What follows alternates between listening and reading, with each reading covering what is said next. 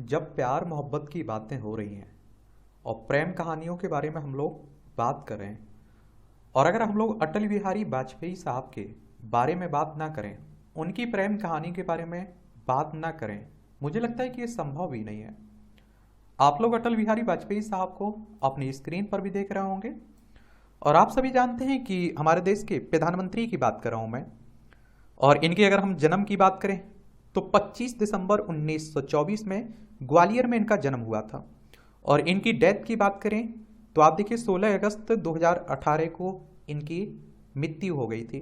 Bharatiya Janata party से जुड़े रहे हैं, ये भी याद रखिएगा आप लोग। कुछ और पिक्चर देख लीजिए आप लोग। सबसे अच्छे अगर हम लोग प्रधानमंत्रियों की बात करते हैं ना, तो उनमें से एक नाम अटल बिहारी वाजपेयी साहब का भी लिया जाता है। तो ग्वालियर के विक्टोरिया कॉलेज अब महारानी लक्ष्मीबाई कॉलेज में पढ़ाई के दौरान वाजपेयी की मुलाकात राजकुमारी हक्सर से हुई, जिनकी तरफ वो खिंचे चले गए। तो कॉलेज के दिनों से इनकी प्रेम कहानी शुरू हुई थी। और आप देखिए वाजपेयी की जीवनी जीवनी की लेखिका मशहूर पत्रकार सागरिका घोष बताती हैं कि उस जमाने में दोनों का व्यक्तित्व प्रभावित करने वाला हुआ करता था।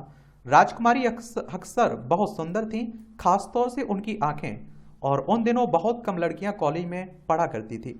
वाजपेयी साहब उनकी तरफ आकर्षित हो गए और आप देखिए राजकुमारी भी उन्हें पसंद करने लगी थी। क्या करने लगी थी? पसंद करने लगी थी।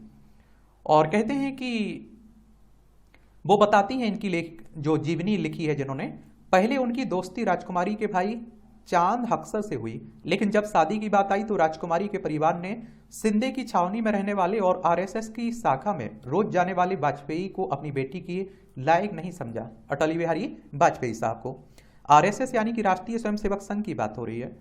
राजकुमारी हक्सर की शादी दिल्ली के रामजस कॉलेज में दर्शन शास्त्र पढ़ाने वाले ब्रज नारायण कौल से कर दी गई थी। और आप देखते हैं कि इनका नाम हो जाता है राजकुमारी कौल। राजकुमारी कौल ने वाजपेयी के साथ अपने संबंधों को भी स्वीकारा है। आप देखेंगे कि अटल बिहारी वाजपेयी के एक और जीवनीकार किंग सुख नाग अपनी किताब Atal Bihari Vajpayee the man for all seasons में लिखते हैं कि युवा अटल ने राजकुमारी के लिए लाइब्रेरी की एक किताब में एक प्रेम पत्र रख दिया था, लेकिन उन्हें उसका जवाब नहीं मिला।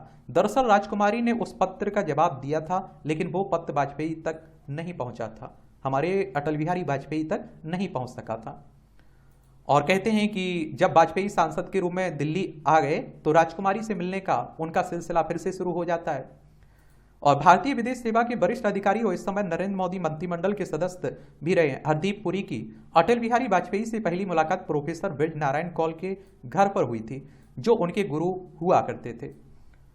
और 80 के दशक में एक पत्रिका सेवी को दिए गए इंटरव्यू में राजकुमारी कौल ने स्वीकार किया था कि उनके और वाजपेयी के बीच परिपक्व संबंध थे, जिसे बहुत कम लोग समझ पाएंगे। और इस इंटरव्यू के अनुसार उन्होंने कहा था कि वाजपेयी और मुझे अपने पति को इस रिश्ते के बारे में कभी सफाई नहीं देनी पड़ी, और मेरे पति और मेरा वाजपेयी के साथ रिश्ता बहुत मजबूत था। क्या? मेरा रिश्ता इनके पति और वाजपेयी साहब के साथ बड़ा मजबूत था। वाजपेयी के सबसे करीब दोस्त अप्पा घटाटे ने सागरिका घोष को बताया था कि मुझे नहीं मालूम कि उनके संबंध प्लेटोनिक थे या फिर नहीं, और वास्तव में इसमें कोई फर्क भी नहीं पड़ता है। पूरी दुनिया इस संबंध को अपरंपरागत और अजीब जरूर मानती थी, लेकिन वास्तव में ये दोनों के बीच उस दोस्ती का स्वाभाविक विस्तार था। ग्वालियर में कॉलेज सहपाठियों के तौर पर शुरू हुई थी। आगे आप देखते हैं कि राजकुमारी कौल पति सहित वाजपेयी के घर में शिफ्ट हो गई थी। बाद में जब वाजपेयी को दिल्ली में बड़ा सरकारी घर मिला तो राजकुमारी कौल, उनके पति ब्रज नारायण कौल और उनकी बेटियां वाजपेयी साहब के घर में शिफ्ट कर गए थे। उनके घर में उन सबके अपने अपने शयन कक्ष हुआ करते थे।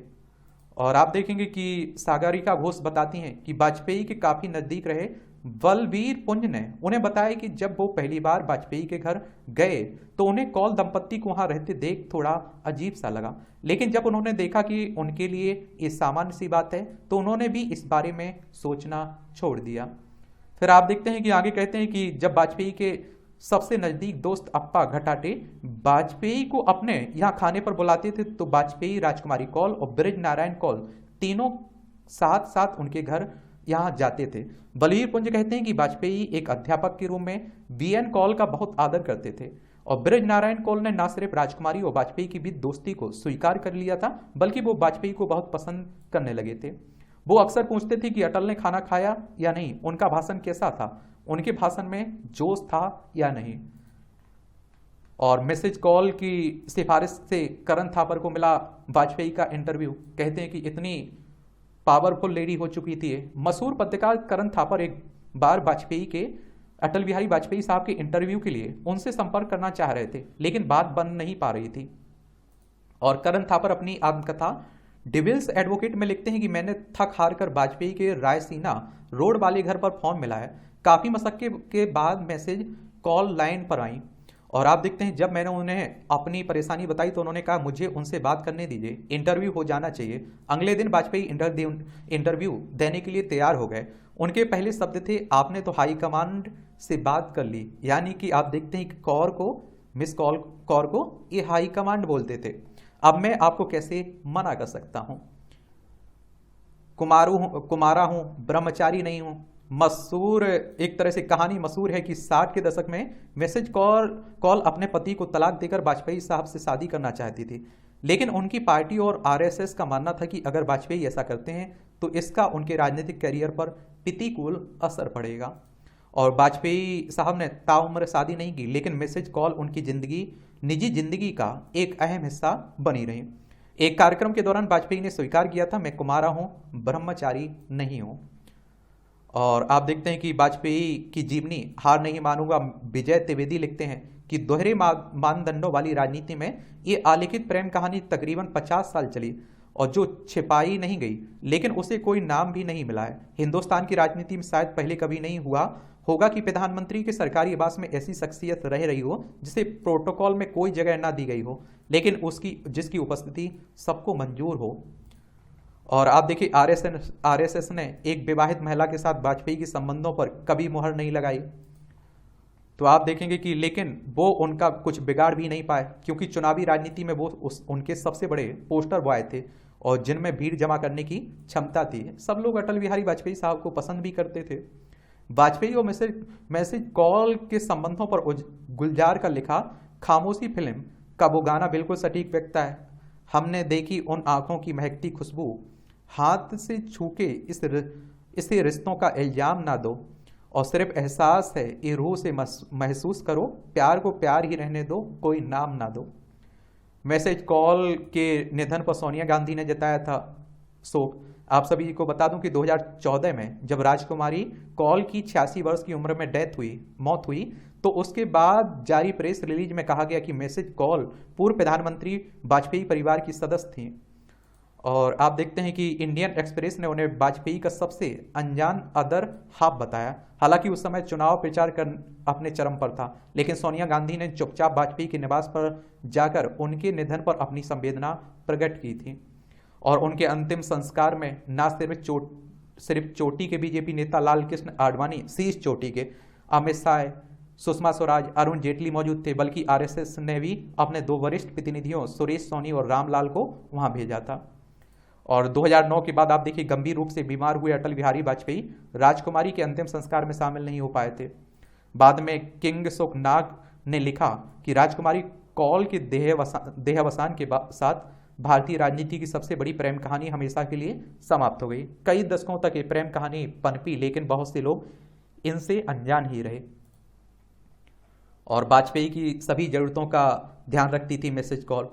ये वाजपेयी हमेशा राजकुमारी को मिसेज कौल कहकर पुकारते थे और वाजपेयी का घर वो ही चलाती थी। उनके खाने, दवाओं, रोजमर्रा की जरूरतों की जिम्मेदारी इन्हीं कौल की थी। और एक बार अटल बिहारी वाजपेयी ने याद किया था कि जब वो राजेंद्र प्रसाद रोड पर रहा करते थे तो मैसेज कौल उनके घर आई थी और वो देखकर दंग रही कि वाजपेयी कपड़े धोने वाले साबुन का इस्तेमाल अपने शरीर को साफ करने में कर रहे थे। और सागरिका घोष एक किस्सा सुनाती हैं कि बलवीर पुंज ने उन्हें बताया था कि एक बार जब वो वाजपेयी के घर गई तो मैसेज कौल घर पर नहीं थी और मेज पर वाजपेयी के लिए खाना लगा हुआ था, सूखी रोटियां और एक सब्जी। खाने को देखकर वाजपेयी ने मुंह बनाया और रसोई में खुद जाकर शुद्ध घी में पूड़ियां तलने लगे। और कहते हैं कि जब मैसेज कॉल वापस आई तो उन्हें मेज पर पूड़ियाँ रखी दिखाई दी, वो नाराज हो गई और वाजपेयी से बोली, ये क्या है, आप तेल वाली पूड़ियाँ खा रहे थे और आप शुद्ध घी की पूड़ियाँ कैसे खा सकते हैं। वाजपेयी, जिन्होंने अभी खाना शुरू नहीं किया था, तुनक कर जवाब दिया, आप तो मुझे अशुद्ध खाना देने पर तुली हुई हैं। मतलब आप देखिए, बड़ा अच्छा रिश्ता था वाजपेयी की उमा शर्मा से दोस्ती। तो वाजपेयी को सुंदर महिलाओं का साथ बहुत पसंद था। उनकी महिला मित्रों में मशहूर कथक नृत्यांगना उमा शर्मा भी थीं।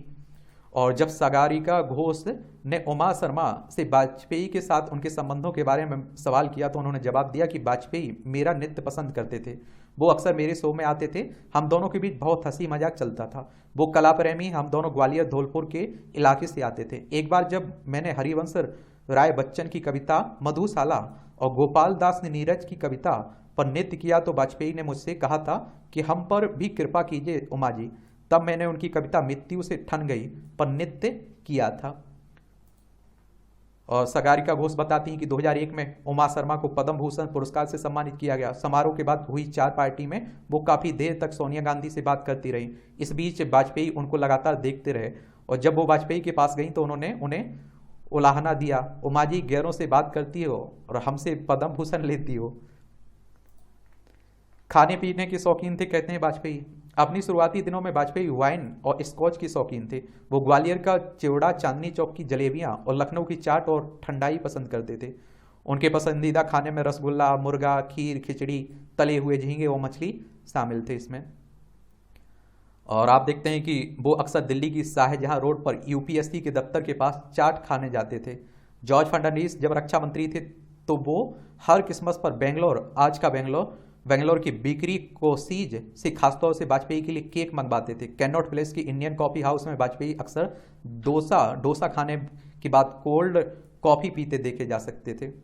बड़े आप देखिए कि जनता से जुड़े हुए नेता थे ये सब।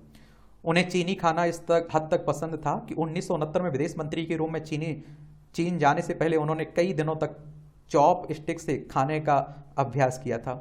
और विजय त्रिवेदी वाजपेयी की जीवनी में लिखते हैं कि प्रकाश जावड़ेकर ने मुझे बताया कि वाजपेयी को ठंडा कोका कोला बहुत पसंद था। एक बार जावड़ेकर ने वाजपेयी से पूछा, इतना ठंडा पीने से आपका गला नहीं बैठ जाता? तो वाजपेयी ने अपने अंदाज में जवाब दिया था कि मेरा गला तो खुल जाता है इससे।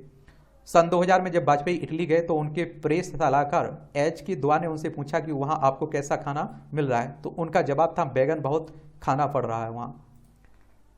और प्रधानमंत्री कार्यालय में सचिव रहे एन के सिंह अपनी आत्मकथा portrait of power half a century of being at सिक्स रिंग साइड में लिखते हैं, एक बार वाजपेयी के निवास पर बैठक रात के खाने के समय तक खिंच गई। उन्होंने हमारी तरफ देखकर कहा, मुझे तो परहेजी खाना पड़ रहा है, लेकिन इन लोगों का क्या होगा। और उन्होंने अपने परिवार वालों से कहा कि इनके लिए खाने का इंतजाम करिए। तुरंत ही हम लोगों के लिए बेहतरीन खाने का इंतजाम किया गया। और अगर हम लोग वाजपेयी साहब की दिनचर्या की बात करें तो जब वाजपेयी साहब प्रधानमंत्री बन गए तो सुबह 6:30 बजे उठ जाया करते थे। उठते ही वो शहद और नींबू मिले गर्म पानी का एक गिलास पीते थे। और आप देखते हैं कि इसके बाद वो 8 बजे तक अखबार पढ़ते थे और 8 से 8:30 बजे तक या तो वो अपने ट्रेडमिल पर वॉक करते थे या फिर अपने कुत्तों बबली और लॉली के साथ वॉक पर जाते थे। नाश्ते में वो एक अंडे का ऑमलेट, टोस्ट या फिर इडली लिया करते थे। साथ में आप देखिए पपीता, अंगूर, तरबूज, संतरे हुआ करते थे उनके।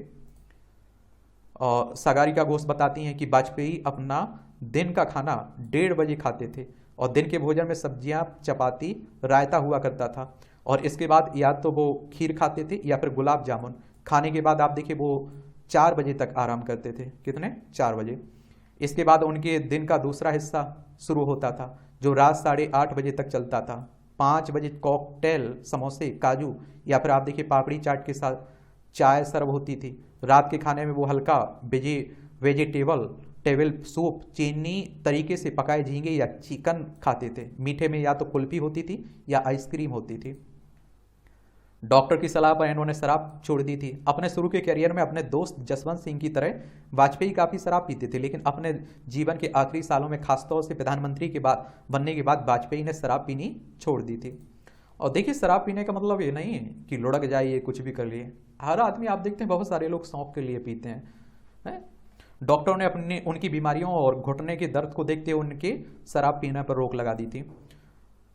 सागरिका घोष बताती हैं कि पवन वर्मा ने उन्हें बताया था कि एक बार साइप्रस यात्रा के दौरान, जहां वो उन दिनों राजदूत थे, उन्होंने वाजपेयी के लिए वहां के एक मशहूर रेस्टोरेंट में भोजन का इंतजाम किया था। वर्मा ने वाजपेयी से इसरार किया कि माहौल अच्छा है, आप क्यों नहीं एक छोटी सी ड्रिंक ले लेते हैं। वाजपेयी की आंखों में चमक आ गई, लेकिन तभी एसपीजी के अफसर जीटी लेप्चा ने आगे बढ़कर कहा, no drink please, only Sprite. Vajpayee ने दिल मायूस कर अपने को रोक लिया। मंदिरों और धार्मिक कार्यक्रमों से दूर थे वाजपेयी साहब। वाजपेयी के सचिव रहे शक्ति सिन्हा ने एक बार मुझे बताया था कि वो प्रैक्टिसिंग हिंदू नहीं थे, और सागरिका घोष बताती हैं कि वो मंदिर नहीं जाते थे। इस किताब के शोध के दौरान मुझे कोई सबूत नहीं मिला कि नित्य पूजा करना उनके रोज के रूटीन में शामिल था। 1995 में जब खबर फैली कि गणेश की मूर्तियां दूध पी रही, तो वाजपेयी ने उसकी खिल्ली उड़ाई थी, और उनके दोस्त घट्टाटी ने मुझे बताया कि उनकी किसी से कोई धार्मिक दुश्मनी नहीं थी, और बहुत समय तक उनका ड्राइवर रहा मुजीब मुसलमान था, मुस्लिम धर्म से था। और वर्ष 1980 में जब पाकिस्तान के उच्चायुक्त अब्दुल सत्तार उनके लिए राष्ट्रपति जिया उल हक की तरफ से पठानी सूट का तोहफा लाए, तो उन्होंने बहुत शौक से उसे पहना था। और इसके जब कई लोगों ने आलोचना की, तो वाजपेयी ने जवाब दिया था, मैं देश का गुलाम हूँ, वेश का नहीं। और सिया नेता मौलाना कलवे सादिक भी कहा करते थे कि वाजपेयी ने कभी हिंदुओं और मुसलमानों के बीच कोई भेद नहीं किया है, और अपने पूरे करियर के दौरान पाकिस्तान से संबंध सुधारने को उन्होंने हमेशा तरजीह भी दी है और कोशिश भी अपनी तरफ से की है।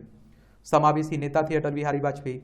एक दक्षिणपंथी पार्टी के सदस्य होते हुए भी कम्युनिस्ट नेता हिरेन मुखर्जी, भूपेश गुप्ता, इंद्रजीत गुप्ता वाजपेयी जी के करीबी दोस्त हुआ करते थे, और उनको करीब से जानने वालों में सीएन अन्नादुराई, करुणानिधि के अलावा कांग्रेस के पूर्व प्रधानमंत्री नरसिम्हा राव भी हुआ करते थे, जिनको वो अपना गुरु मानते थे।